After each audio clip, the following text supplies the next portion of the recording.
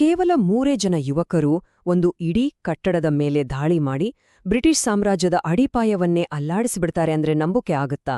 ಆದರೆ ಇದು ಸಿನಿಮಾ ಕಥೆಯಲ್ಲ, ಇದು ನಿಜವಾದ ಇತಿಹಾಸ. ಬಾದಲ್ ಗುಪ್ತಾ ಮತ್ತು ಅವರ ಜೊತೆಗಾರರು ಬರೆದ ನೈಜ ಕಥೆ ಇದು. ಬನ್ನಿ, ಇವತ್ತು ಭಾರತದ ಸ್ವಾತಂತ್ರ್ಯ ಸಂಗ್ರಾಮದ ಆ ಒಂದು ರೋಚಕ ಅಧ್ಯಾಯದ ಪುಟಗಳನ್ನ ತಿರುವಿ ನೋಡೋಣ. ಇತಿಹಾಸದಲ್ಲಿ ಕೆಲವು ದಿನಾಂಕಗಳು ಹಾಗೆಯೇ ಉಳಿದುಬಿಡುತ್ತವೆ ಅಲ್ವಾ? 1930 ಡಿಸೆಂಬರ್ 8 ಕೂಡ ಅಂಥದ್ದೇ ಒಂದು ದಿನ. ಅಂದು ಕೋಲ್ಕತ್ತಾದಲ್ಲಿ ನಡೆದ ಒಂದು ಘಟನೆ ಬ್ರಿಟಿಷ್ ಸಾಮ್ರಾಜ್ಯವನ್ನೇ ಒಂದು ಕ್ಷಣ ನಡುಗಿಸಿತ್ತು. ಅಷ್ಟಕ್ಕೂ ಅಂದೇನಾಯ್ತು? ಊಹಿಸಿಕೊಳ್ಳಿ, 3 ಯುವಕರು ಯುರೋಪಿಯನ್ನರ ಹಾಗೆ ಡ್ರೆಸ್ ಮಾಡಿಕೊಂಡು ಬ್ರಿಟಿಷ್ ಆಡಳಿತದ ಪವರ್ ಸೆಂಟರ್ ಕೋಲ್ಕತ್ತಾದ ರೈಟರ್ಸ್ ಬಿಲ್ಡಿಂಗಿಗೆ ಧೈರ್ಯವಾಗಿ ನುಗ್ಗುತ್ತಾರೆ. ಅವರ ಗುರಿ ಒಂದೇ ಆಗಿತ್ತು, ಒಬ್ಬ ಬ್ರಿಟಿಷ್ ಅಧಿಕಾರಿಯನ್ನು ಮುಗ್ಸೋದು. ಇದು ಕೇವಲ ಸಾಹಸವಾಗಿರ್ಲಿಲ್ಲ, ಅದೊಂದು ಕೆಚ್ಚೆದೆಯ ಕ್ರಾಂತಿಯಾಗಿತ್ತು. ಆದ್ರೆ ಯಾಕೆ ಈ ಯುವಕರು ಇಷ್ಟೊಂದು ದೊಡ್ಡ ರಿಸ್ಕ್ ತಗೊಂಡ್ರು? ಅವರ ಟಾರ್ಗೆಟ್ ಯಾರಾಗಿದ್ರು? ಮತ್ತು ಈ ದಾಳಿಯ ಹಿಂದಿನ ಅಸಲಿ ಕಾರಣವಾದ್ರೂ ಏನು? ಈ ಎಲ್ಲಾ ಪ್ರಶ್ನೆಗಳಿಗೆ ಉತ್ತರ ಒಬ್ಬ ಕ್ರೂರಿ ಅಧಿಕಾರಿಯ ಹೆಸರಲ್ಲಿ ಅಡಗಿದೆ.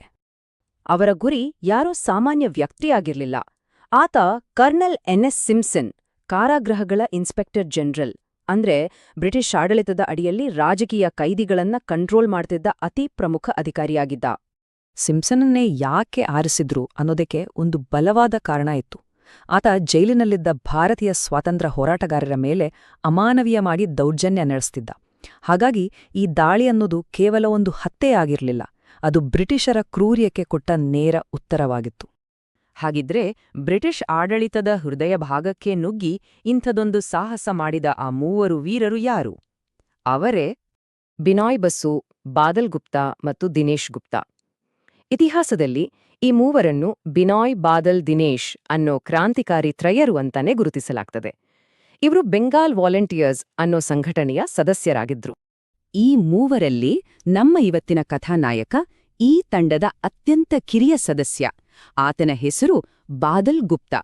ಈ ಯುವಕನ ಧೈರ್ಯ ಮತ್ತು ತ್ಯಾಗದ ಕಥೆ ನಿಜಕ್ಕೂ ಸ್ಫೂರ್ತಿದಾಯಕ. ಬಾದಲ್ ಗುಪ್ತಾ ಅವರ ನಿಜವಾದ ಹೆಸರು ಸುಧೀರ್ ಗುಪ್ತಾ.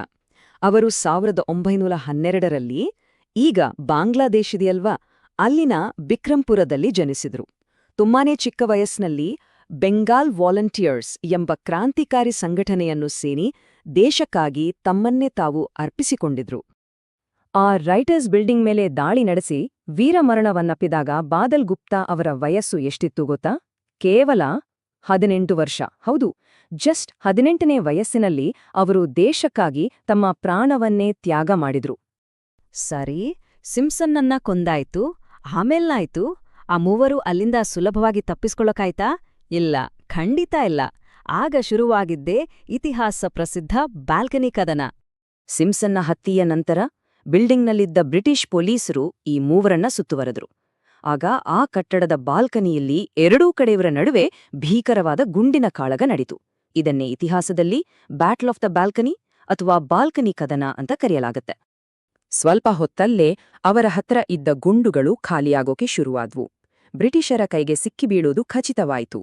ಆದರೆ ಶತ್ರುಗಳಿಗೆ ಶರಣಾಗುವುದಕ್ಕಿಂತ ಅವರಿಗೆ ಸಾವೇ ಶ್ರೇಷ್ಠವಾಗಿ ಕಂಡಿತು. ಅವರು ತಮ್ಮ ಅಂತಿಮ ನಿರ್ಧಾರವನ್ನು ತೆಗೆದುಕೊಂಡಿದ್ರು.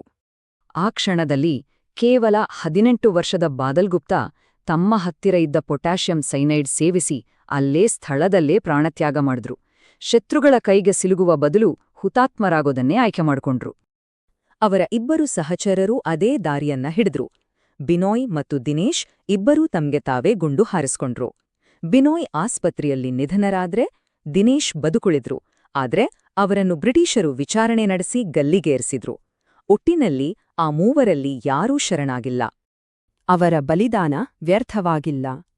ಈ ಘಟನೆ ಭಾರತದ ಸ್ವಾತಂತ್ರ್ಯ ಸಂಗ್ರಾಮಕ್ಕೆ ಒಂದು ಹೊಸ ಕಿಚ್ಚನ್ನೇ ಹಚ್ಚಿತು. ಅವರ ಧೈರ್ಯ ಮತ್ತು ತ್ಯಾಗ ಇವತ್ತಿಗೂ ನಮ್ಗೆ ಸ್ಫೂರ್ತಿಯಾಗಿದೆ. ಅವರ ತ್ಯಾಗಕ್ಕೆ ಭಾರತ ಒಂದು ದೊಡ್ಡ ಗೌರವವನ್ನೇ ಸಲ್ಲಿಸಿದೆ. ಗೊತ್ತಾ, ಸ್ವಾತಂತ್ರ್ಯದ ನಂತರ ಆ ಐತಿಹಾಸಿಕ ಘಟನೆ ನಡೆದ ಅದೇ ಡಾಲ್ಹೌಸ್ ಸ್ಕ್ವೇರ್ಗೆ ಆ 3 ವೀರರ ಹೆಸರಿಡಲಾಯಿತು. ಇವತ್ತು ಅದನ್ನು ಬಿನೋಯ್, ಬಾದಲ್, ದಿನೇಶ್ ಬಾಗ್ ಅಥವಾ ಬಿಬಿಡಿ ಬಾಗ್ ಎಂದು ಹೆಮ್ಮೆಯಿಂದ ಕರೆಯಲಾಗ್ತಾ ಇದೆ. ಅಷ್ಟೇ ಅಲ್ಲ, ಈ ವೀರರ ಕಥೆ ಇವತ್ತಿಗೂ ಅನೇಕರನ್ನು ಪ್ರೇರೇಪಿಸುತ್ತಿದೆ. ಅವರ ಜೀವನದ ಆಧಾರದ ಮೇಲೆ ಹಲವಾರು ಪುಸ್ತಕಗಳು, ನಾಟಕಗಳು ಮತ್ತು ಸಿನಿಮಾಗಳು ಬಂದಿವೆ. ಇತ್ತೀಚೆಗೆ ಅಂದ್ರೆ 2022ರಲ್ಲಿ ಬಂದ 8x12 ಬಿನೋಯ್ ಬಾದಲ್ ದಿನೇಶ್ ಚಿತ್ರ ಇದಕ್ಕೆ ಒಂದು ಉತ್ತಮ ಉದಾಹರಣೆ. ಹಾಗಿದ್ರೆ ಕೊನೆಗೊಂದು ಪ್ರಶ್ನೆ. ಬಾದಲ್ ಗುಪ್ತಾ ಮತ್ತು ಅವರ ಸ್ನೇಹಿತರ ಕೇವಲ ಒಂದು ದಿನದ ಸಾಹಸ ಬ್ರಿಟಿಷ್ ಆಡಳಿತದ ಅಡಿಪಾಯವನ್ನೇ ಅಲುಗಾಡಿಸಿತ್ತು. ಹಾಗಾದ್ರೆ ಒಬ್ಬ ವ್ಯಕ್ತಿಯ ಅಥವಾ ಒಂದು ಗುಂಪಿನ ಧೈರ್ಯದ ಒಂದು ಕ್ಷಣ ಇಡೀ ಇತಿಹಾಸದ ದಿಕ್ಕನ್ನೇ ಬದಲಿಸುವ ಶಕ್ತಿಯನ್ನು ಹೊಂದಿದೆಯಾ? ಯೋಚಿಸಬೇಕಾದ ವಿಷಯ ಅಲ್ವಾ?